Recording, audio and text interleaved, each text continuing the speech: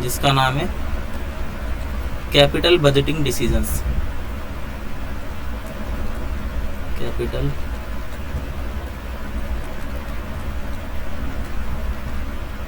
Budgeting decisions.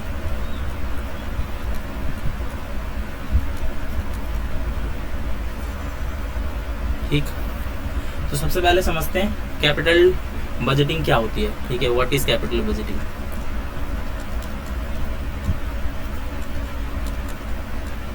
Capital budgeting,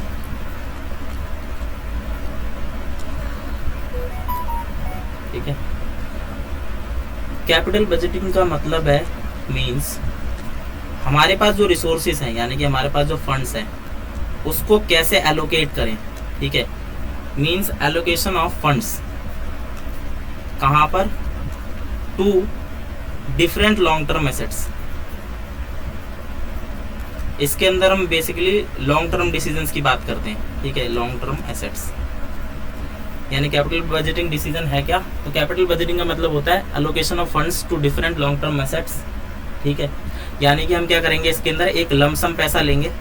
ठीक है, lump sum money, उसको हम किसी एसेट में इन्वेस्ट करेंगे। ठीक है, इनिशियली हम किसी एसेट के अंदर इसको इन्वेस्ट कर देंगे, इन्वेस्टेड टू अ प्रोजेक्ट, मान लेते हैं किसी प्रोजेक्ट में इन्वेस्ट करेंगे।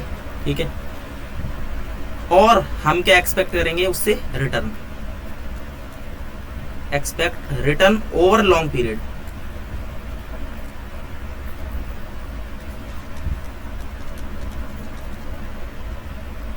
कैपिटल बजटिंग का मतलब होता है allocation of funds to different long term assets, that means investing lump sum money to a project and expecting return over long period. ठीक है, अब बेसिकली लॉन्ग पीरियड जो लिखा है ना यहाँ पर, लॉन्ग पीरियड का कोई भी हार्ड एंड फास्ट रूल है नहीं, तो हम यूजुअली क्या करते हैं एफएम के अंदर, एक ईयर से जो भी ज्यादा का पीरियड होता है, ठीक है, एक ईयर से जो भी ज्यादा का पीरियड होगा, मोर देन 1 ईयर, तो उसको कह देते हैं लॉन्ग टर्म है। ठीक है, बस। अब यहाँ पर क्या है, इसका मोस्ट इंपॉर्टेंट क्या है, ये हमारा जो कॉर्पोरेट फाइनेंशियल मैनेजमेंट पढ़ते हैं हम। ठीक है, कॉर्पोरेट एफएम है जो हमारी। ठीक है, हम बेसिकली इसके अंदर इस साल जो हमारे पास एफएम है वो कॉर्पोरेट से जुड़ी हुई है। ठीक है, कंपनीज वगैरह से, कोई भी इसके अंदर पर्सनल फाइनेंस या फिर स्मॉल बिजनेसेस का कुछ भी नहीं है, सब कंपनीज की बात हो रही है इसमें। तो कॉर्पोरेट एफएम का एक बहुत ही इंपॉर्टेंट पार्ट होता है कैपिटल बजटिंग। ठीक है, इसके अंदर हम क्या करते हैं, बेसिकली ये प्रॉफिटेबिलिटी को डिसाइड करता है किसी भी बिजनेस की। कैपिटल बजटिंग डिसीजन से ही profitability of a business decides. ठीक है, कि प्रॉफिटेबल कितना हुआ बिजनेस। अब इसके कुछ बात करते हैं फीचर्स क्या क्या है। ठीक है, थ्योरी पढ़ना जरूरी है। ठीक है, थ्योरी भी आती है। फीचर्स ऑफ कैपिटल बजटिंग, तो फीचर्स में बात करेंगे, इसका इफेक्ट लॉन्ग टर्म में दिखता है, पहला फीचर ये है। ठीक है, लॉन्ग टर्म इफेक्ट होता है इसका, यानी कि इन्वेस्टेड एट्स लमसम, इसको invested at lump sum for expectations of return over long period, expectations of return over long period, over long period. ठीक है, तो इसमें इफेक्ट जो दिखता है कैपिटल बजटिंग का हमेशा लॉन्ग टर्म में दिखता है, ये इसका एक फीचर हो गया। ठीक है, इसके अलावा और फीचर क्या है इसका, इसके अलावा फीचर हो सकता है, हाँ, capital budgeting decisions are irreversible, मतलब इनको हम एक बार ही कर दें तो रिवर्स नहीं कर सकते। ठीक है, जैसे कि अगर मान लो किसी प्रोजेक्ट में हमने पैसा फंस दिया, तो अब वो पैसा फंसा रह गया, अब उसको हम वापस नहीं ला सकते। ठीक है, इसका मतलब उसको हम मिड वे में नहीं अबेंडन कर सकते। ठीक है, can't be abandoned, यानी once a decision has been taken can't be abandoned at midway। ठीक है, यानी कि उस प्रोजेक्ट को हम अबेंडन करके नहीं जा सकते, can't be abandon the project at midway, बीच में नहीं छोड़ सकते। ठीक है, ये इसका फीचर है। ये बहुत डार्क क्यों चल रहा है यार, ये बेकार है, तो लिखने नहीं है इसमें क्या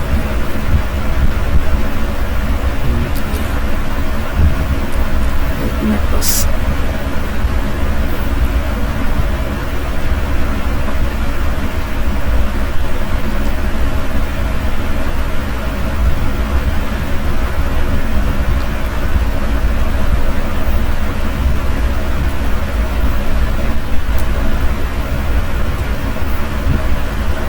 अब ठीक, ये ठीक है। ठीक है, तो हम बात कर रहे थे कि ये पहला फीचर मैंने बताया कि कैपिटल बजटिंग के डिसीजंस हमेशा लॉन्ग टर्म होते हैं, यानी कि इनका जो इफेक्ट होता है लॉन्ग टर्म इफेक्ट होता है। ठीक है, दैट मीन्स हम डिसीजन एक बार लेते हैं लेकिन उसका जो रिटर्न है वो ओवर लॉन्ग पीरियड मिल रहा होता है। ठीक है, सेकंड मैंने बताया कि इरिवर्सिबल डिसीजन होता है। इरिवर्सिबल का मतलब हो गया कि एक डिसीजन अगर ले लिया, यानी कि एक प्रोजेक्ट में अगर हमने अपना पैसा इन्वेस्ट कर दिया, ठीक है, तो उसको अपन रिवर्स नहीं कर सकते। ठीक है, उसको बीच में नहीं छोड़ सकते। इसका मतलब capital budgeting decision should be taken only after consideration. ठीक है, यानी कि should be taken after evaluation, evaluating the project, यानी कि प्रोजेक्ट को अच्छे से इवैल्यूएट करने के बाद ही लेना चाहिए, क्योंकि कैपिटल बजटिंग डिसीजन का एक फीचर होता है कि डिसीजन सारे इरिवर्सिबल होते हैं। ठीक है, और प्लस में तीसरा और मेन फीचर क्या हो सकता है इसका,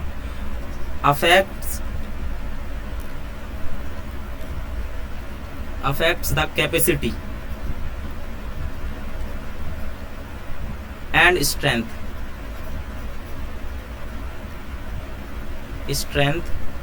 टू compete विद कॉम्पिटिटर्स।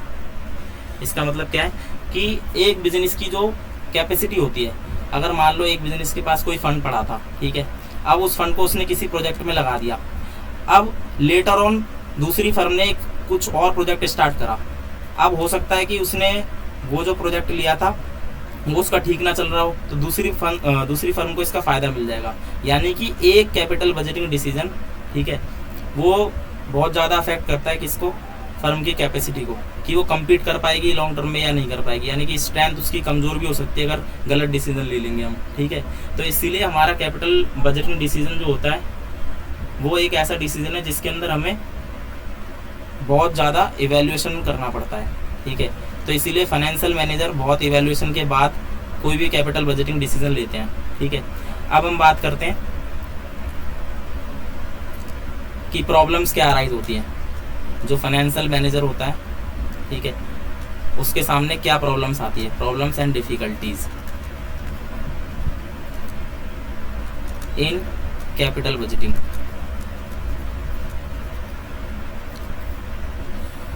ठीक, पहली प्रॉब्लम, अब मान लो एक फाइनेंशियल मैनेजर है हमारा, ठीक है, उसके पास अनसर्टेनिटी, ठीक है, फ्यूचर इज अनसर्टेन, उसके पास मान लो 2 प्रपोजल आ गए। ठीक है, अब उसने अभी के हिसाब से सोचा था कि हमारा ए प्रपोजल जो है, ए प्रोजेक्ट जो है वो ज़्यादा बेटर रिटर्न दे सकता है लॉन्ग टर्म के अंदर। ठीक है, लेकिन लेटर ऑन कुछ ऐसे सर्कमस्टांसेस हो जाते हैं, मान लो कि ए प्रोजेक्ट जो था वो फेल होता है। ठीक है, तो यानी कि फ्यूचर तो अनसर्टेन है, तो यानी ये एक प्रॉब्लम बन जाता है। कभी भी कैपिटल बजटिंग डिसीजन जब लिया जाता है तो उसके अंदर इस फैक्टर को हमें कंसिडर करना ही पड़ेगा कि फ्यूचर अनसर्टेन है। ठीक है, यानी कि हम क्या कह सकते हैं कि हमने सारा इवैल्यूएशन कर लिया, ठीक है, इवैल्यूएशन सारा कर लिया, उसके बाद भी वी कैन नॉट श्योर, ठीक है, 100%, मतलब 100% हमारा डिसीजन ठीक हो, ऐसा हो ही नहीं सकता। ठीक है, इसीलिए हमें बेसिकली फ्यूचर को ध्यान में रख के लेना पड़ता है कोई भी डिसीजन। ठीक है, ये एक प्रॉब्लम होती है जो कि अराइज होती है कैपिटल बजटिंग डिसीजन के टाइम। और दूसरा जो हम एफएम के अंदर पढ़ते ही आ रहे हैं, ठीक है, टाइम एलिमेंट, यानी कि टाइम का एलिमेंट।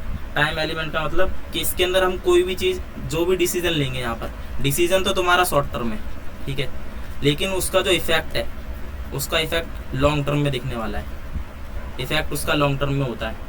इसका मतलब क्या है, यहाँ पर एक और फैक्टर आ जाएगा, प्रॉब्लम एक और अराइज होगी, टाइम वैल्यू ऑफ मनी। ठीक है, टाइम वैल्यू ऑफ मनी, तो इसको भी हमें कंसीडर करना पड़ता है। ठीक है, और एफएम के अंदर तो टाइम वैल्यू ऑफ मनी पे पूरा एक चैप्टर ही है। टाइम वैल्यू ऑफ मनी बहुत ज़्यादा ज़रूरी है पढ़ना पहले। ठीक है, इसके अलावा और प्रॉब्लम, या तीसरी प्रॉब्लम जो होती है मेजरमेंट।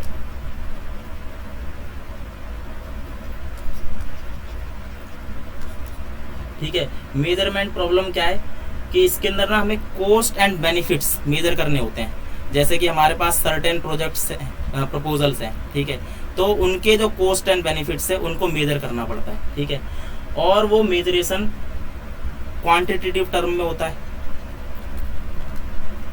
ठीक है, क्वांटिटेटिव मेजरमेंट्स।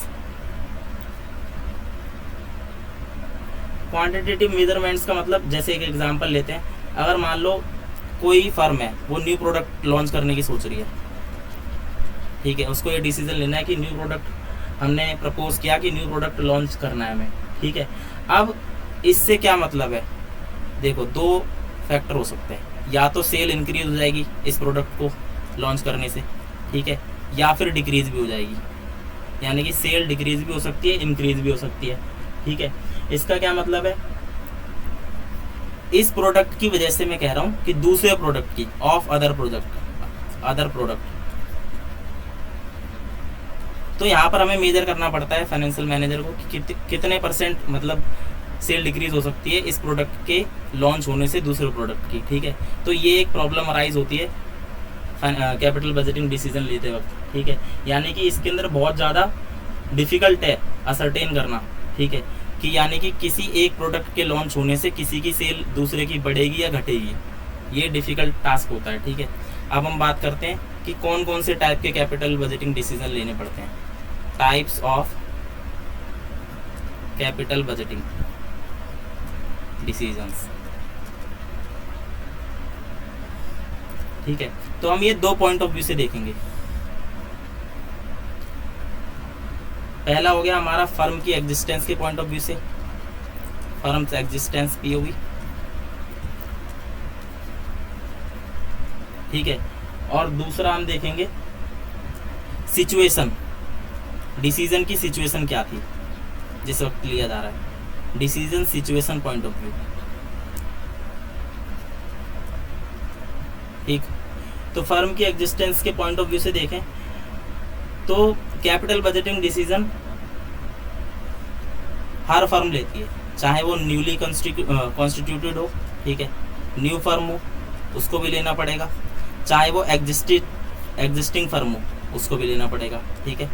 न्यू फर्म को क्या डिसीजन लेना पड़ेगा बेसिकली, अब जैसे कोई न्यू फर्म है तो उसको सबसे पहले सिलेक्ट करना पड़ेगा, ठीक है, सिलेक्शन ऑफ प्लांट, मान लो कि प्लांट कौन सा लगाया जाए, ठीक है, प्लांट को इंपोर्ट करना पड़ेगा, ठीक है। इसके अलावा यूटिलाइजेशन कितना करना है कैपेसिटी का, उसके लिए रॉ मटेरियल कितना होना चाहिए, यूटिलाइजेशन ऑफ कैपेसिटी।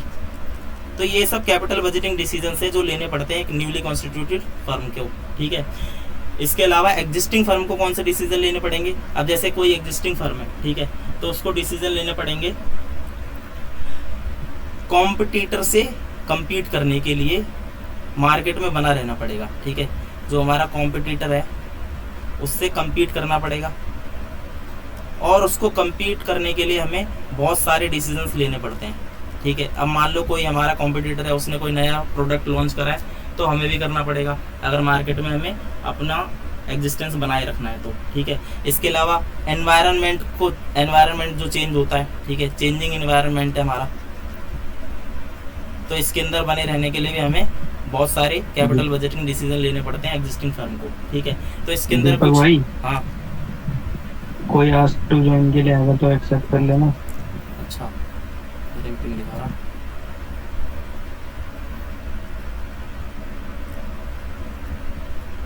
है क्या कोई, नहीं तो कोई भी नहीं है।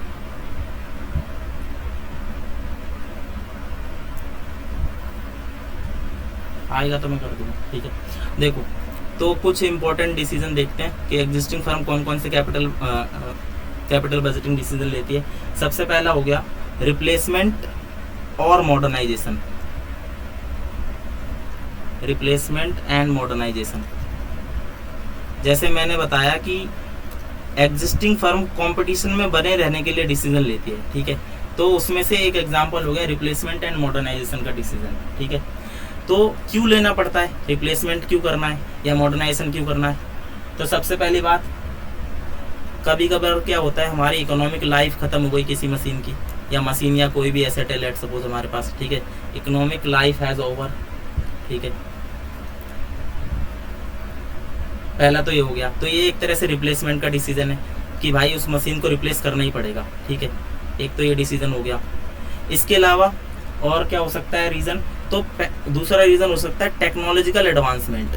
अब मान लो हमारी जो कॉम्पिटिटिव फर्म है वो क्या कर रही है, अपने टेक्नोलॉजी को एडवांस कर रही है, जिससे कि उसके प्रोडक्ट और ज़्यादा अच्छे बन रहे हैं, ठीक है। तो हमें भी क्या करना पड़ेगा, कम्पीट करने के लिए अपने आप को टेक्नोलॉजिकल, मतलब जो हमारी टेक्नोलॉजी अगर मान लो आउटडेटेड है, ठीक है, तो उसको हमें इम्प्रूव करना पड़ेगा और न्यू मशीन लगानी पड़ेगी। ये हो गया मॉडर्नाइजेशन कैपिटल बजटिंग डिसीजन, ठीक है। इसके लिए हम क्या करेंगे, मॉडर्नाइजेशन करेंगे। अब ये जो ऊपर के दोनों डिसीजंस हैं, ठीक है, इन डिसीजंस को हम एक और नाम से भी जानते हैं, इसको कहते हैं cost reduction decisions, reduction decisions.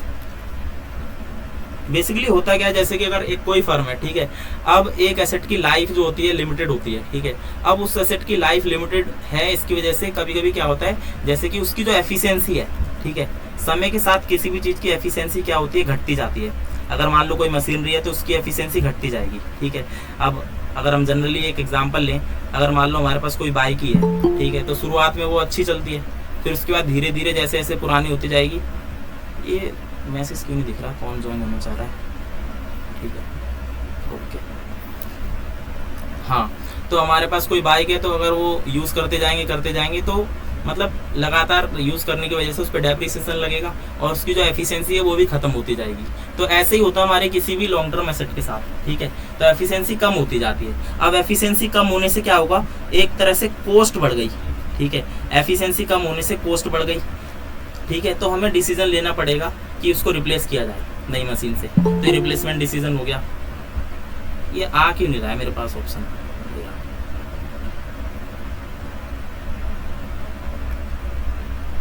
कहाँ ये,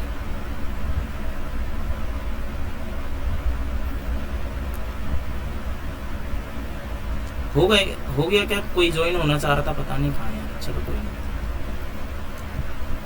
मेरे पे ऑप्शन नहीं आ रहा। ये multiple people want to join this call, तो कहाँ है ये, पता नहीं यार।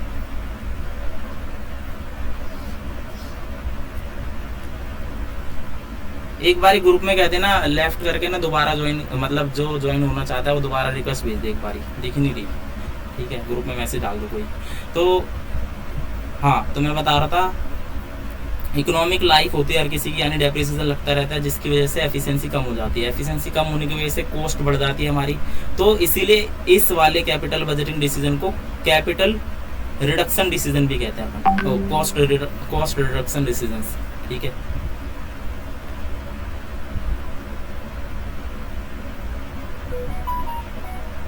ये सब तो हो रखे ना ज्वाइन। एक मिनट रुको बस गाइस, मैं देख लूँ यार कैसे होगा।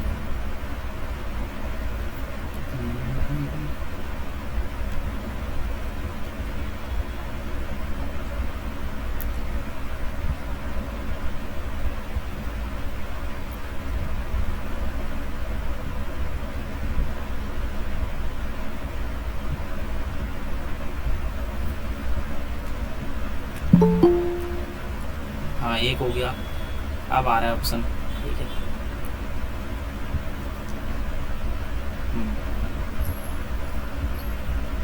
ठीक है।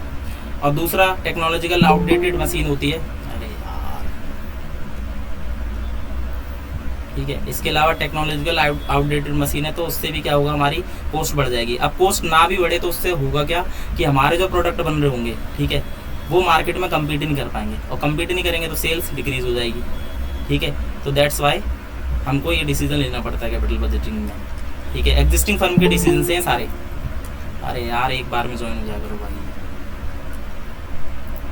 देखो, इसके अलावा दूसरा डिसीजन क्या लेना होता है, तो एक्सपेंशन का, ठीक है। एग्जिस्टिंग फर्म क्या सोच रही है, कभी एक्सपेंशन का सोच रही है। एक्सपेंशन मतलब वो सोच रही है कि नया प्लांट लगाना है अपने को, है ना, प्रोडक्शन कैपेसिटी को इंक्रीज करना है, तो इसके लिए लेना पड़ता है कैपिटल बजटिंग डिसीजन। उसके लिए प्रोडक्शन कैपेसिटी को इंक्रीज करने के लिए क्या करना पड़ेगा अपने को।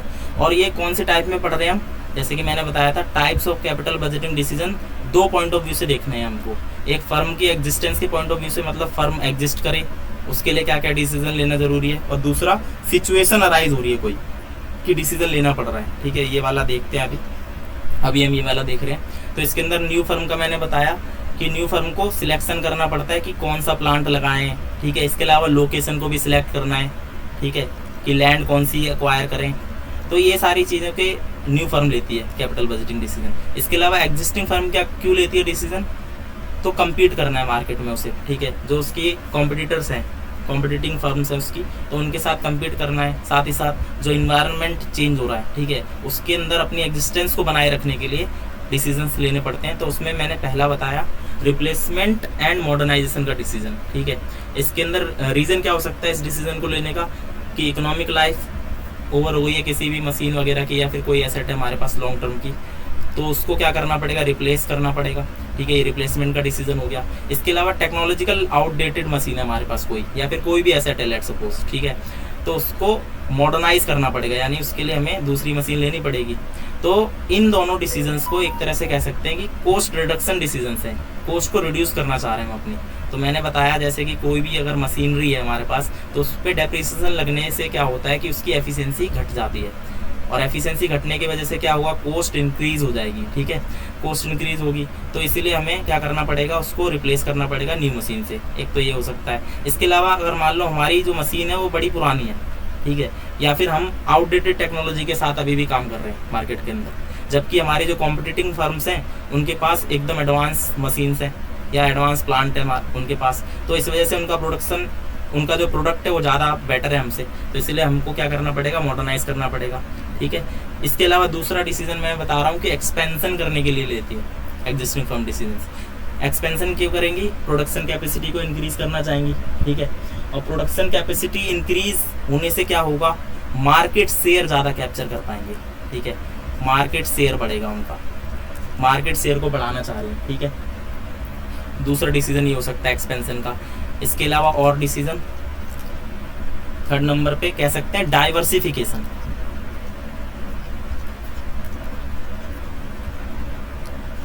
ठीक है। डाइवर्सिफिकेशन का क्या मतलब है, बेसिकली जैसे कि हमारे पास एग्जिस्टिंग प्रोडक्ट लाइन है जो हमारी, ठीक है, प्रोडक्ट लाइन है जो हमारी, मतलब हम मान लो जैसे कि अब पेप्सिको है, ठीक है, तो पेप्सिको के प्रोडक्ट लाइन में कितने हैं, ये कोका कोला बनाती है वो, ठीक है, इसके अलावा थम्स अप बनाती है वो, लिम्का बनाती है, ठीक है, फैंटा बनाती है, तो ये सारे जो आइटम है ये उसकी प्रोडक्ट लाइन के प्रोडक्ट्स हैं, ठीक है। तो वो चाह रही है कि हम डाइवर्सिफाई करें और प्रोडक्ट लाइन को बढ़ाएं अपनी, तो उसके लिए भी उसको डिसीजन लेना पड़ेगा, है ना, प्रोजेक्ट उसको चूज़ करना पड़ेगा नया, कि कैसे हम इंट्रोड्यूस कर सकते हैं किसी नए प्रोडक्ट को, ठीक है। तो प्रोडक्ट लाइन को डाइवर्सिफाई करना है उसे, यानी कि अभी एग्जिस्टिंग 4 फ्लेवर्स में काम कर रहे हैं तो उसे एक और फ्लेवर लाना है अगर मान लो, तो उसके लिए भी उसको डिसीजन लेना पड़ता है एग्जिस्टिंग फर्म को, ठीक है।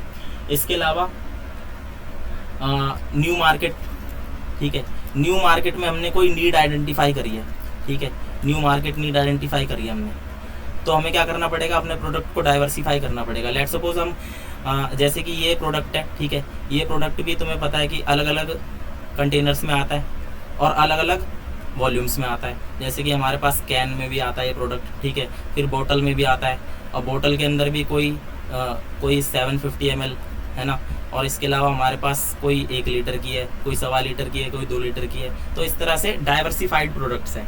तो इसको डाइवर्सिफाई करने के लिए भी डिसीजंस लेते हैं, ठीक है, एग्जिस्टिंग फर्म में। इसके अलावा और क्या हो सकता है, हाँ, तो ये वाला जो डिसीजन होता है, मतलब जो हमने दूसरे एंड तीसरा डिसीजन जो पढ़ा, यानी कि जो हमने दूसरे में क्या पढ़ा था, दूसरे में पढ़ा था एक्सपेंशन, ठीक है, दूसरे में पढ़ा था हमने एक्सपेंशन, तो एक्सपेंशन हो गया, ठीक है। इसके अलावा हमारा डाइवर्सिफिकेशन हो गया। ये सारे ये दोनों डिसीजन क्यों लेती है कोई भी फर्म, ये डिसीजन लेती है फर्म अपनी रिवेन्यू को इंक्रीज करने के लिए, दैट्स वाई इन डिसीजंस को रिवेन्यू इंक्रीजिंग डिसीजंस भी कहा जाता है, ठीक है। हाँ, ये वो क्वेश्चंस हैं, यहाँ से वो क्वेश्चंस बन सकते हैं जो अपने असाइनमेंट में आ सकते हैं, जो 30 मार्क्स का होने वाला है ना बेसिकली उधर, ठीक है, उसमें ऐसे क्वेश्चंस आ सकते हैं, ठीक है, कि इन दोनों में से डिसीजन कौन सा है। रिवेन्यू इंक्रीजिंग डिसीजंस कौन कौन से हो गए मैंने बताया, एक तो एक्सपेंशन हो गया, ठीक है, इसके अलावा डाइवर्सिफिकेशन, और जो पहला वाला बताया रिप्लेसमेंट एंड मॉडर्नाइजेशन का डिसीजन, वो होता है हमारा कौन सा, कोस्ट रिडक्शन डिसीजन। ठीक है, तो मैंने अब तक 3 बताए तुमको। इसके अलावा और क्या होता है, फोर्थ डिसीजन एग्जिस्टिंग फर्म जो लेती है वो कंटिंजेंट डिसीजन। ठीक है, अब कंटिंजेंट डिसीजन क्या है, कंटिंजेंट का मतलब बेसिकली अटैच्ड। ठीक है, अटैच्ड का मतलब हो गया जैसे कि हमने एक कैपिटल बजटिंग डिसीजन लिया था। ठीक है, कैपिटल बजटिंग डिसीजन लिया था एक हमने, अब वो क्या था, वो कंटिंजेंट है। कंटिंजेंट मतलब अटैच्ड है। ठीक है, किसी और से, कंटिंजेंट टू अदर डिसीजन। ठीक है, इसका क्या मतलब है, तो एक एग्जांपल से समझाता हूँ मैं। ठीक है, मान लो हमने कहीं प्रोडक्ट इंस्टॉलेशन करा है हमने ऑफ न्यू प्रोजेक्ट। ठीक है, न्यू प्रोजेक्ट करने हैं हमें, तो इसके अंदर हमें बेसिकली एक डिसीजन तो लेना पड़ेगा। कौन सा, एक डिसीजन लेना पड़ेगा, रिमोट लोकेशन को एक्वायर करना पड़ेगा, मतलब कोई लोकेशन ढूंढनी पड़ेगी पहले तो। ठीक है, रिमोट लोकेशन चाहिए। अब रिमोट लोकेशन के साथ साथ हमें इंफ्रास्ट्रक्चर भी डेवलप करना पड़ेगा। ठीक है भाई, तो यहाँ पर ये एक मेन कैपिटल डिसीजन हो गया। ठीक है, कैपिटल बजटिंग डिसीजन ये हो गया मेन, ये एक्सपेंशन का डिसीजन है एक तरह से। एडमिट करते हैं। तो देखो ये वाला जो डिसीजन है, ये रिमोट लोकेशन को हमें कैप्चर करना पड़ेगा, अक्वायर करना पड़ेगा, तो ये एक तरह से एक्सपेंशन का डिसीजन था। ठीक है, देखो ये एक्सपेंशन का डिसीजन था, इसके साथ साथ एक और अटैच्ड डिसीजन लेना पड़ेगा, वो है इंफ्रा का। इसके साथ और अटैच्ड डिसीजन क्या हो सकते हैं कि न्यू प्लांट लगाना पड़ेगा। ठीक है, इसके अलावा न्यू स्टाफ भी चाहिए हमें नया। तो ये सारे डिसीजन क्या है, जैसे एक मेन डिसीजन है ये वाला। ठीक है, कि रिमोट लोकेशन पे हमें नया प्रोजेक्ट लगाना है। अब उससे कितने सारे कंटिजेंट डिसीजन लेने पड़ रहे हैं, एक तो इंफ्रास्ट्रक्चर का डिसीजन हो गया, प्लांट का हो गया, इसके अलावा स्टाफ का हो गया। ठीक है, तो ये सारे एक तरह से कौन से डिसीजन है, कंटिजेंट डिसीजन है। तो मैंने अभी सम अप कर देता हूँ थोड़ा, क्या बताया, तो टाइप में मैंने बताया। ठीक है, दो पीओवी पढ़ने होते हैं। पहला पॉइंट ऑफ व्यू पढ़ना होता है, फर्म की एग्जिस्टेंस को बनाए रखने के लिए डिसीजन लेने पड़ते हैं कुछ। ठीक है, फर्म्स एग्जिस्टेंस, और दूसरा सिचुएशन पे बेस्ड होते हैं कुछ, कि सिचुएशन ऐसी है कि डिसीजन लेना पड़ा। ठीक है, अब फर्म की एग्जिस्टेंस के लिए दोनों ही फर्में लेती हैं, कोई न्यू फर्म है वो भी लेगी डिसीजन, और कोई एग्जिस्टिंग फर्म है वो भी लेगी डिसीजन। न्यू फर्म क्या डिसीजन लेगी, बेसिकली वो तो स्टार्ट कर ही रही है अपना बिजनेस, तो वो डिसीजन लेगी कि प्लांट कौन सा चूज करना है, कौन सा प्लांट इंस्टॉल करना है, लोकेशन कौन सी एक्वायर करनी है, ये सब। एग्जिस्टिंग फर्म कौन से डिसीजन लेगी, तो सबसे पहला डिसीजन लेगी वो रिप्लेसमेंट और मॉडर्नाइजेशन। ठीक है, रिप्लेसमेंट एंड मॉडर्नाइजेशन बताया मैंने। तो रिप्लेसमेंट एंड मॉडर्नाइजेशन का डिसीजन क्यों लिया जाता है, तो रिप्लेसमेंट किया जाता है, मैंने बताया कि अगर मान लो कोई भी एसेट है उसकी इकोनॉमिक लाइफ खत्म हो चुकी है तो उसको रिप्लेस करना ज़रूरी है। इसके अलावा और ये सारे डिसीजन क्यों ले रही है एग्जिस्टिंग फर्म, कम्पीट करने के लिए मार्केट में। ठीक है, मार्केट में उसे कम्पीट करना है और बने रहना है, तो इस वजह से ये डिसीजंस लेने पड़ते हैं। हाँ, तो मैं बता रहा था, ये ज्वाइन हो जाया करो यार एक बार में। ठीक है, ऐसे बीच में ना डिस्टर्बेंस होती है। तो एग्जिस्टिंग फर्म डिसीजन लेती है मार्केट में अपने आप को बनाए रखने के लिए। ठीक, तो रिप्लेसमेंट एंड मॉडर्नाइजेशन का डिसीजन मैंने बताया। रिप्लेसमेंट में बेसिकली क्या है, कोई एसेट की लाइफ ओवर हो गई है, इकोनॉमिक लाइफ, तो उसकी वजह से उसको रिप्लेस करना पड़ रहा है। मॉडर्नाइजेशन में क्या है कि हमारी जो टेक्नोलॉजी है वो आउटडेटेड है। ठीक है, तो टेक्नोलॉजी आउटडेटेड होने की वजह से हमें क्या करना पड़ रहा है, नई टेक्नोलॉजी लानी पड़ रही है। तो ये दोनों ही डिसीजन एक तरह से क्या है, तो ये दोनों डिसीजन हैं कोस्ट रिडक्शन डिसीजन, ये बताया था मैंने। इसके अलावा और क्या होता है, तो और एक्सपेंशन का डिसीजन। एक्सपेंशन का मतलब कोई नया प्रोडक्शन कैपेसिटी लगाना है। ठीक है, प्रोडक्शन कैपेसिटी को इंक्रीज कर रहे हैं हम, जिससे कि मार्केट शेयर ज़्यादा हो जाए हमारा। ठीक है, इसके अलावा और क्या हो सकता है, तो और मैंने बताया था डाइवर्सिफिकेशन का डिसीजन। ये दोनों डिसीजंस मिला के क्या कहलाते हैं, तो इन दोनों डिसीजन से क्या होगी, हमारी रेवेन्यू इंक्रीज होगी। That's why these are known as revenue increasing decisions. ठीक है, इसके अलावा मैंने चौथा बताया था, ये रहा। ठीक है, चौथा बताया मैंने कंटिजेंट डिसीजंस। कंटिजेंट डिसीजंस वो डिसीजंस होते हैं जैसे कि एक कैपिटल बजटिंग डिसीजन लिया हमने। ठीक है, एक कैपिटल बजटिंग डिसीजन लिया, अब उससे क्या है, अटैच्ड है बेसिकली अदर कैपिटल डिसीजंस भी लेने पड़ रहे हैं उससे अटैच। एग्जांपल के लिए मैंने बताया, अगर कोई फर्म सोच रही है कि नया प्रोजेक्ट लगाना चाहिए हमें, ठीक है, तो उसके लिए सबसे पहले एक रिमोट लोकेशन को अक्वायर करना पड़ेगा। ये उसका क्या है, मेन कैपिटल बजटिंग डिसीजन हो गया एक तरह से। अब उसके कंटिन्यूट में क्या क्या करना पड़ेगा उसे, तो इंफ्रास्ट्रक्चर डेवलप करना पड़ेगा सबसे पहले, फिर उसके बाद उसको प्लांट का जुगाड़ करना पड़ेगा, ठीक है, प्लांट के लिए उसको जाना पड़ेगा। इसके अलावा प्लांट हो गया, चलो स्टाफ भी चाहिए, इसके अलावा और भी हो सकते हैं कई सारे डिसीजंस, ठीक है। तो ये सारे कौन से कंटिजेंट डिसीजंस कहलाते हैं, ठीक। अब बात करते हैं दूसरा पॉइंट ऑफ व्यू जो रह गया हमारा, वो है ये, ठीक है, सिचुएशन बेस्ड वाला। तो मैंने दूसरा जो चल जा, हाँ,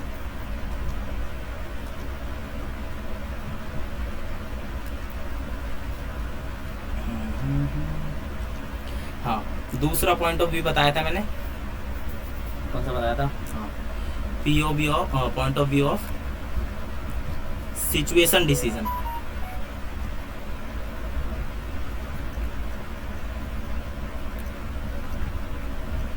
ठीक है, सिचुएशन डिसीजन क्या होते हैं, तो देखो पहला हो गया सिचुएशन डिसीजंस, बेसिकली वो डिसीजंस है जिन इनको हम बेसिकली कह सकते हैं कि ऐसे डिसीजन जो एक फर्म है उसके पास ऐसी सिचुएशन अराइज हो रही है कि उसको कोई डिसीजन लेना पड़ रहा है, ठीक है, तो वो सिचुएशन बेस्ड डिसीजंस होते हैं किसी भी फर्म के लिए। तो इसमें पहला टाइप हो गया हमारा म्यूचुअली एक्सक्लूसिव डिसीजंस, ठीक है, म्यूचुअली एक्सक्लूसिव डिसीजंस। तो इसमें क्या होता है, बेसिकली 2 और मोर प्रपोजल्स है हमारे पास, मान लो, ठीक है, एक फाइनेंस मैनेजर है, उसके पास 2 या 2 से ज़्यादा प्रपोजल है, ठीक है, वो म्यूचुअली एक्सक्लूसिव है। म्यूचुअली एक्सक्लूसिव का क्या मतलब होता है, बेसिकली कि यानी कि अगर 2 प्रपोजल है ए और बी, अगर हम ए को सिलेक्ट करते हैं तो ये ऑटोमेटिकली क्या हो जाएगा, रिजेक्ट हो जाएगा। ये म्यूचुअली एक्सक्लूसिव का मतलब होता है ना। ये प्रोवर्ब में भी पढ़ा था हमने, अभी पढ़ा था ना बिजनेस स्टैट्स में, वही है, ठीक है। तो यहाँ पर हमारे पास 2 प्रोजेक्ट है, मान लो 2 प्रपोजल्स हैं ए और बी, तो इसमें हम एक को चुनते ही दूसरा क्या हो जाएगा, नल हो जाएगा, ठीक है, वो खत्म हो जाएगा। तो इसको कहते हैं हम म्यूचुअली एक्सक्लूसिव डिसीजंस। एग्जाम्पल के लिए मान लो कंपनी है कोई, ठीक है, या कोई फर्म है, उसको एडवर्टाइज करवाना है, यानी अपने प्रोडक्ट को क्या करवाना है, प्रमोट करवाना है, ठीक है, प्रमोशन करवाना है। अब प्रमोशन करवाना है तो उसने टेंडर निकाला। अब टेंडर के अंदर मान लो 2 कंपनी आ गई या 3 कंपनी आ गई, लेट सपोज, है ना, ABC XYZ ऐसे करके 3 कंपनीज आ गई। अब 3 में से हम एक का ही तो प्रपोजल एक्सेप्ट करेंगे, अपना ऐड किसी 2 से तो करवाएंगे नहीं। तो इसका मतलब ये तीनों ही डिसीजंस कैसे हैं, तो ये तीनों डिसीजंस म्यूचुअली एक्सक्लूसिव डिसीजंस होंगे, यानी कि इसमें से किसी एक को भी चुनने पर अपने आप जो बचे हुए दोनों हैं वो क्या हो जाएंगे, नल हो जाएंगे, ठीक है। तो ऐसे डिसीजन को क्या कहते हैं, म्यूचुअली एक्सक्लूसिव डिसीजंस। इसके अलावा हाँ, इसके अंदर बेसिकली रूल क्या कहता है कि इन डिसीजंस में अगर कोई फाइनेंस मैनेजर फंस गया तो उसको क्या करना है, तो उसको only the best one select करना है। Select only the best one, जो सबसे अच्छा है उसको सिलेक्ट करो और आगे बढ़ो, ठीक है। सिचुएशन डिसीजन में दूसरा टाइप क्या है, एक्सेप्ट रिजेक्ट।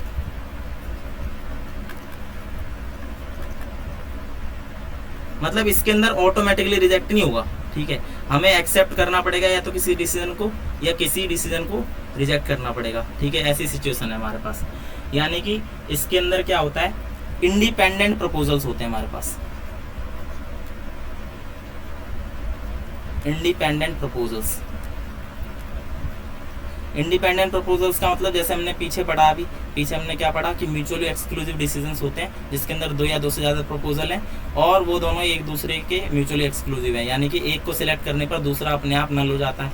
तो यहाँ पर क्या है, यहाँ पर इंडिपेंडेंट प्रपोजल्स हैं, मतलब किसी एक को सिलेक्ट करने से दूसरा रिजेक्ट होगा ऐसा ज़रूरी नहीं है, ठीक है। ये इंडिपेंडेंट है दोनों। इसका मतलब मैंने बता दिया कि एक को select means that is selecting one proposal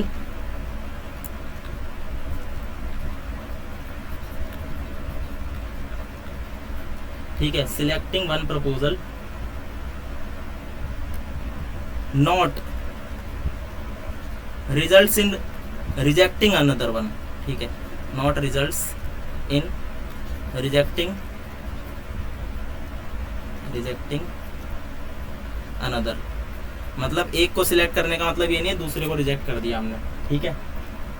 अब यहाँ पर बेसिकली क्या होता है, व्हेन कब लेने पड़ते हैं ऐसे डिसीजंस, ठीक है, एक्सेप्ट और रिजेक्ट कब करते हैं हम चीज़ों को ज़्यादातर। ये अभी भी ऐड हो रहे क्या, ठीक है, वो मेरी गलती है, सॉरी कि मैंने टाइम पहले नहीं बताया, ठीक है, लेकिन आधे घंटे तो पहले शायद तब भी बता देता है। देखो इसको मतलब कब ऐसे डिसीजन लेते हैं, तो पहला हो गया जो कॉस्ट एंड बेनिफिट्स हैं, ठीक है, cost and benefits, cost and benefits of one proposal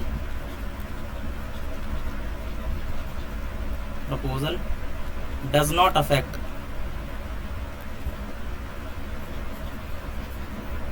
cost and benefits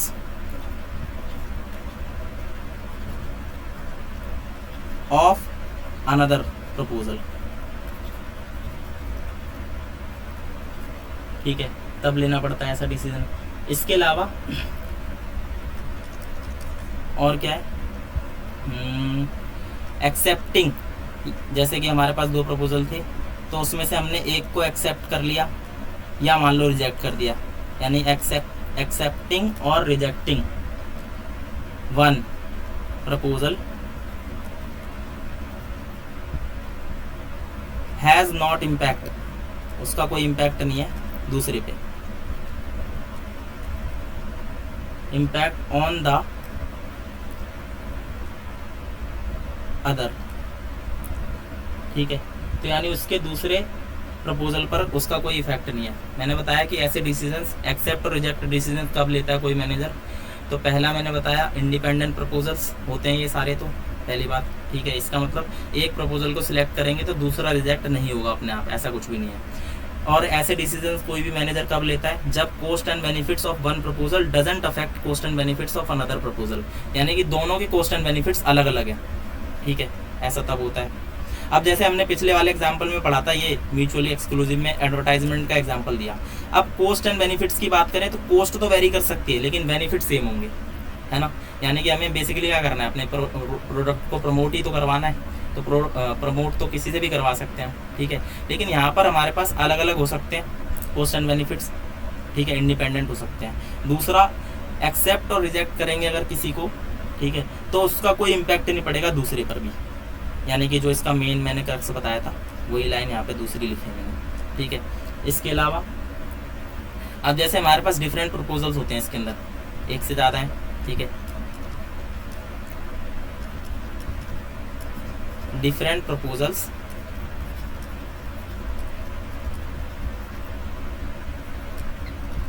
अरे कहाँ चला गया ये,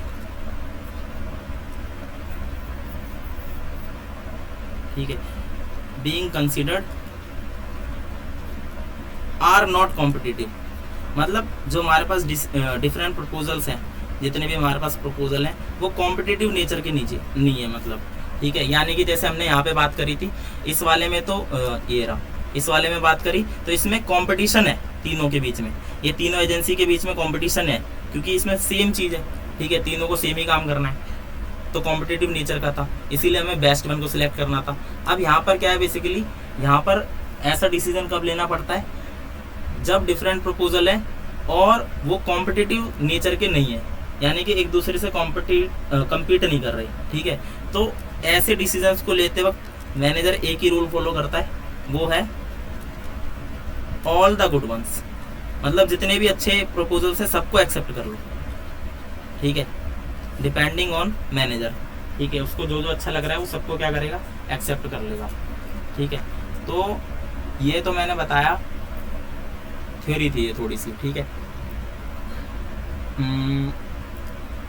कितने बज रहे हैं, 1 घंटा होने वाला क्या, ठीक है, तो मैं अभी सम अप करता हूँ थोड़ा, ठीक है, बताता हूँ क्या क्या पढ़ा हमने,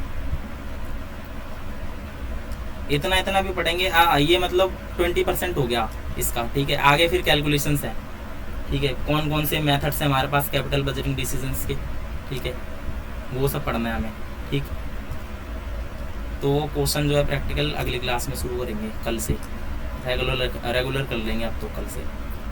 तो पहले तो उसमें लिखा था ना, छोड़ो।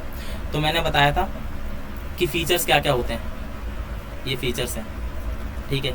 Features of capital budgeting decision. सबसे पहले मैंने बताया कैपिटल बजटिंग डिसीजन क्या है। तो कैपिटल बजटिंग डिसीजन का मतलब होता है allocation of funds to different long term assets and accepting the return over long term, है ना। यानी कि हम क्या करते हैं, पहले तो एक लमसम पैसा लगा रहे हैं कहीं पर भी, मान लो किसी भी चीज़ में हो सकता है इन्वेस्ट कर रहे हैं, या तो हमारी कोई एसेट खरीद रहे हैं, ठीक है, प्लांट खरीद रहे हैं, मशीनरी खरीद रहे हैं, ठीक है, लैंड एक्विजिशन कर रहे हैं। तो ये सब चीज़ों में हम क्या कर रहे हैं, बेसिकली पहले एक पैसा इन्वेस्ट कर रहे हैं और हम क्या एक्सपेक्ट कर रहे हैं कि हमें लॉन्ग टर्म में बेनिफिट्स मिलेंगे, ठीक है। ये होता है इसका मतलब। तो ये ऐसा डिसीजन क्या कहलाता है, कैपिटल बजटिंग डिसीजन, कि करना चाहिए इन्वेस्ट या नहीं करना चाहिए।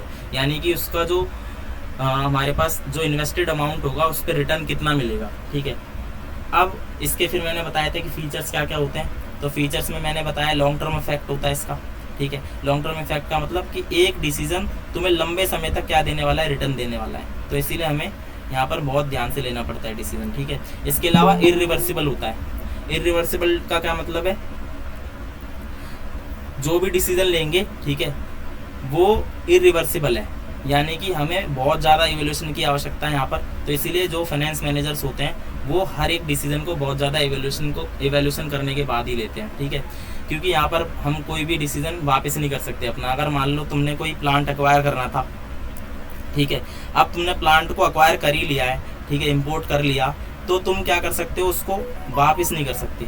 अब वापस करने को कर सकते हैं, तुम लोग बोलोगे कि वापस तो हो सकता है, तो लेकिन वापस होने में भी तो कॉस्ट आएगी बहुत ज़्यादा, है ना। अब जैसे इंपोर्ट करने में कितनी सारी कॉस्ट आती है, एक तो उसकी मतलब उसकी जो भी प्लांट है उसकी कॉस्ट अलग, फिर ऊपर से इंपोर्टिंग ड्यूटी वगैरह, ठीक है, ये सब चीज़ें। और अगर उसको वापस भेजना है तो वापस कोई भी जो हमारे पास डिस्ट्रीब्यूटर होगा, प्लांट जिससे लिया होगा, वो अपने कॉस्ट पे वापस नहीं लेगा, बोलेगा आपको वापस करना है, आप अपनी कॉस्ट पे करो वापस। तो इसीलिए हम जो भी डिसीजन लेंगे बहुत ज़्यादा सोच समझ के लेंगे, क्योंकि ये डिसीजंस इरिवर्सिबल होते हैं। ये एक फीचर है कैपिटल बजटिंग डिसीजन का। इसके अलावा तीसरा मेन फीचर बताया था मैंने, ये क्या करते हैं, किसी भी फर्म की कैपेसिटी को अफेक्ट करते हैं। यानी कैपिटल बजटिंग डिसीजन किसी भी फर्म की कैपेसिटी और स्ट्रेंथ को अफेक्ट करते हैं, जिससे वो कम्पीट कर रही होती है मार्केट में, ठीक है।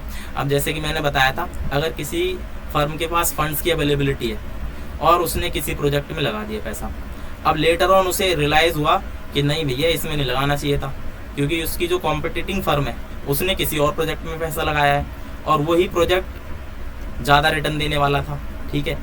तो इसका पैसा तो फंस गया। इसका मतलब कैपिटल बजटिंग डिसीजन अफेक्ट करते हैं एक फर्म की कैपेसिटी को और स्ट्रेंथ को, जिससे कि वो कम्पीट करती है मार्केट के अंदर, मार्केट इन्वायरमेंट में, ठीक है। उसके अलावा मैंने क्या बताया कि प्रॉब्लम क्या अराइज होती है एक फाइनेंस मैनेजर के सामने, कौन कौन सी प्रॉब्लम अराइज होती है जब वो कैपिटल बजटिंग डिसीजन ले रहा होता है, ठीक है। सबसे पहली बात, फ्यूचर इज अनसर्टेन, यानी कि फ्यूचर अनसर्टेनिटी। इसका क्या मतलब है कि उसने इवैल्यूएशन वगैरह सब कुछ सही करा था, ठीक है, उसने इवैल्यूएट करके सही करा सब कुछ, लेकिन स्टिल वो 100% श्योर नहीं हो सकता किसी भी चीज़ के बारे में, ठीक है, क्योंकि फ्यूचर इज अनसर्टेन। अगर मान लो उसने ए और बी प्रोजेक्ट में से ए को चूज़ कर लिया, अभी के हिसाब से तो वो सही चल रहा था, लेकिन उसकी जो फ्यूचर एक्सपेक्टेशंस थी रिटर्न की, उस हिसाब से उसको रिटर्न मिल नहीं रहा, ठीक है। यानी कि कुछ ऐसा हो गया कि उस प्रोजेक्ट के हिसाब से उसने जो मतलब वो प्रोजेक्ट जिस लिए चुना था वो चीज़ हो ही नहीं पा रही, ठीक है।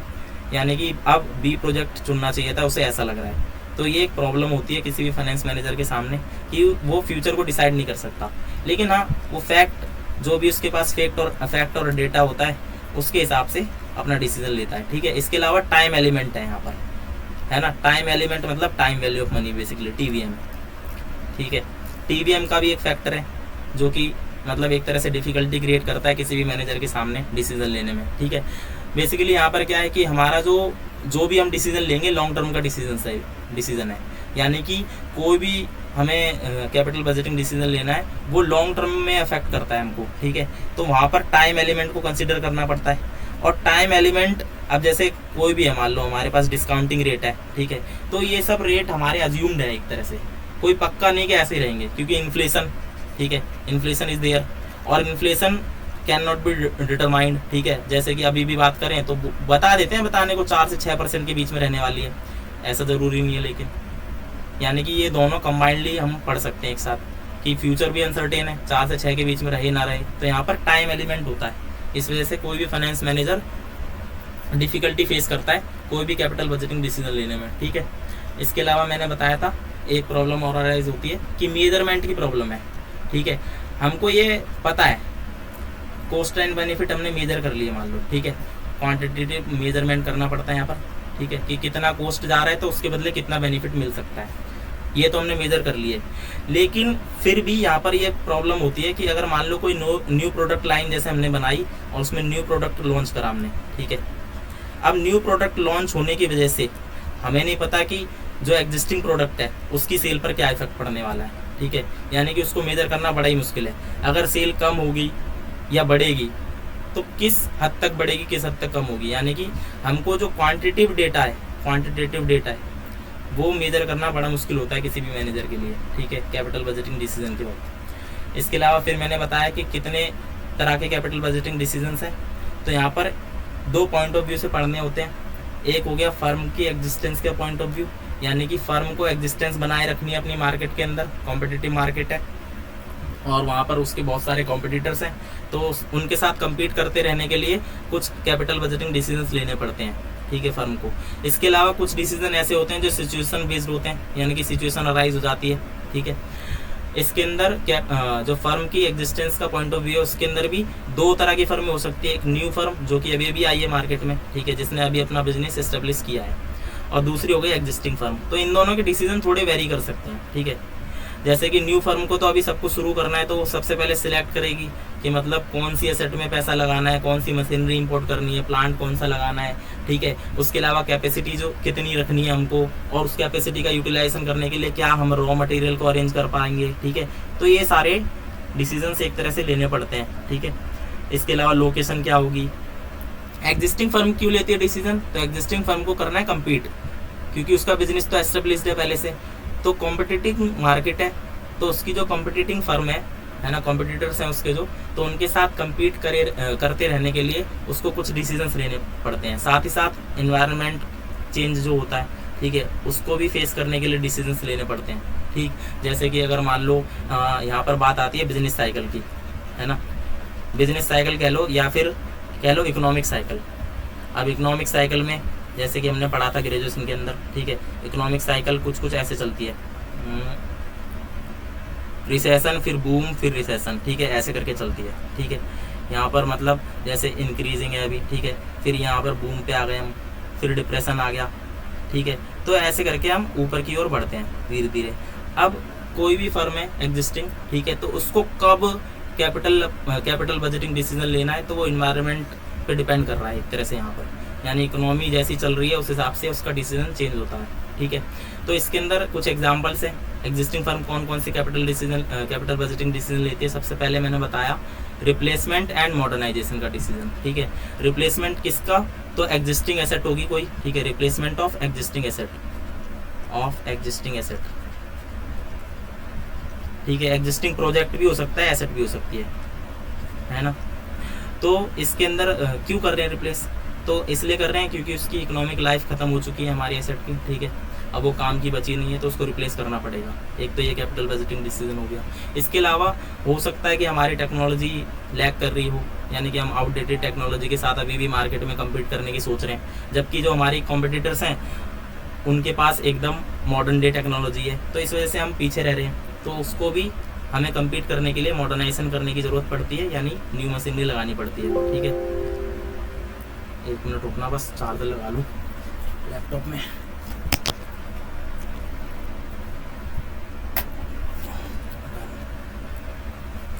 ठीक, इसके अलावा मैंने बताया था कि इन दोनों को ही, ये दोनों ही तरह के डिसीजन, चाहे रिप्लेसमेंट का हो चाहे मॉडर्नाइजेशन का, ये दोनों ही कोस्ट रिडक्शन डिसीजंस हैं, ठीक है। ये हमारे कोस्ट को क्या करते हैं, रिड्यूस करते हैं। जैसे कि अगर कोई भी हमारे पास ओल्ड मशीनरी है या फिर ओल्ड प्लांट है, तो उसका जो एफिशिएंसी है वो कम हो गया होगा, ठीक है। एफिशिएंसी कम होने की वजह से कोस्ट बढ़ रही है, तो इस वजह से हमको क्या करना है, कोस्ट को रिड्यूस करना है। Therefore we have to take decision, ठीक है।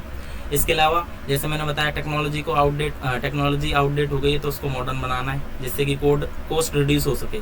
पहले की मशीन कम प्रोडक्ट बना पाती है सेम टाइम में, ठीक है, तो अब की मशीन थोड़ी ज़्यादा बना पा रही है, जिससे कि कॉस्ट रिडक्शन होगा। इसके अलावा और डिसीजन क्या होता है, तो एक्सपेंशन का। कोई भी एग्जिस्टिंग फर्म अपने आप को एक्सपेंड करना चाह रही है, न्यू लोकेलिटी में जाना चाह रही है, ठीक है, न्यू मार्केट को कैप्चर करना चाह रही है, तो इसके लिए क्या करना पड़ेगा, उसको कैपिटल बजटिंग डिसीजन लेना पड़ता है ना। प्रोडक्शन कैपेसिटी इंक्रीज होगी तो उससे मार्केट शेयर इंक्रीज होगा, अब मार्केट शेयर इंक्रीज होगा तो सेल इंक्रीज और प्रॉफिटेबिलिटी अपने आप बढ़ जाएगी, ठीक है, प्रॉफिटेबिलिटी भी अफेक्ट होती है इससे। इसके अलावा तीसरा टाइप का डाइवर्सिफिकेशन। तो डाइवर्सिफिकेशन करते हैं जब भी कोई एग्जिस्टिंग फर्म डाइवर्सिफिकेशन करने का सोच रही है, यानी कि न्यू प्रोडक्ट लाइन लाना चाह रही है, ठीक है, न्यू प्रोडक्ट लाइन लाना चाह रही है।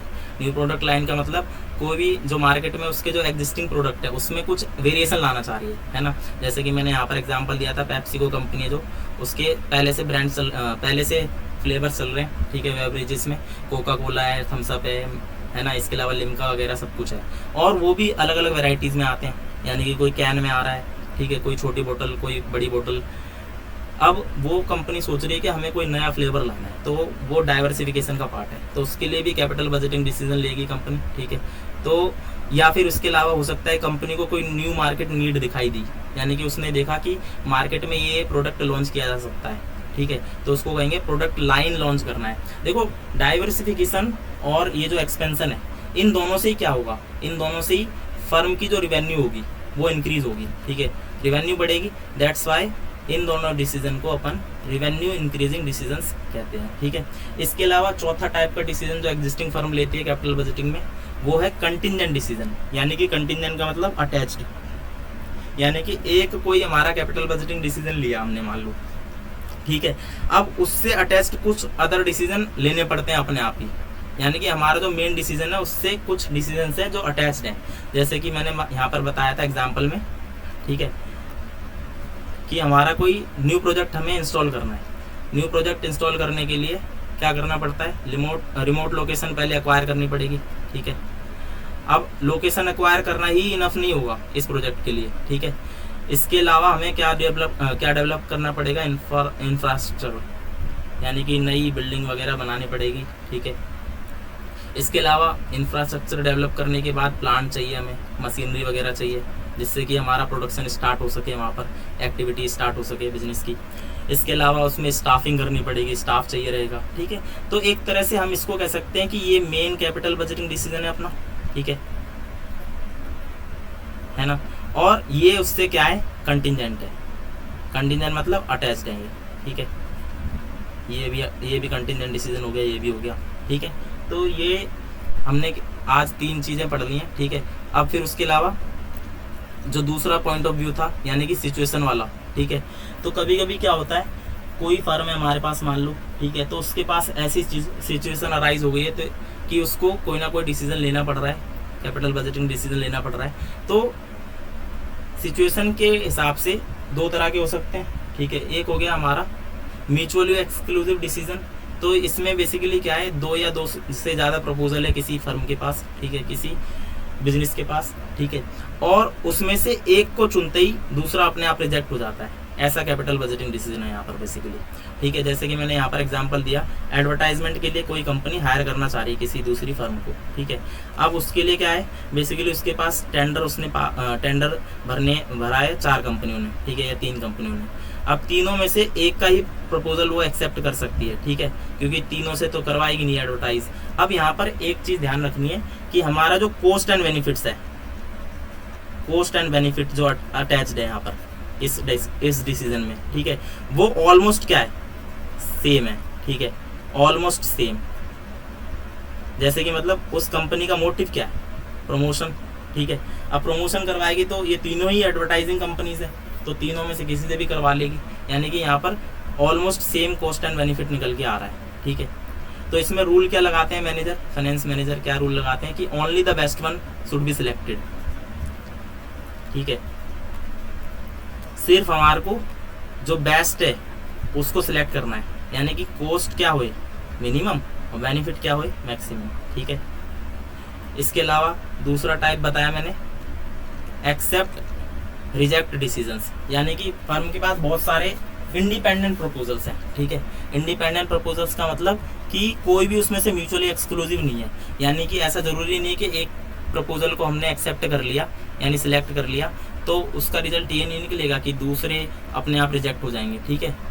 तो वो दोनों सब भी रिजेक्ट किए जा सकते हैं और सब भी एक्सेप्ट किए जा सकते हैं। अब ये कब करना पड़ता है, मतलब ऐसे डिसीजंस कब लेता है कोई भी मैनेजर? तो पहला, जब कॉस्ट एंड बेनिफिट, एक प्रपोजल के जो कॉस्ट एंड बेनिफिट है उससे दूसरे प्रपोजल अफेक्ट नहीं हो रहा, यानी उसके कॉस्ट एंड बेनिफिट्स अफेक्ट नहीं हो रहे।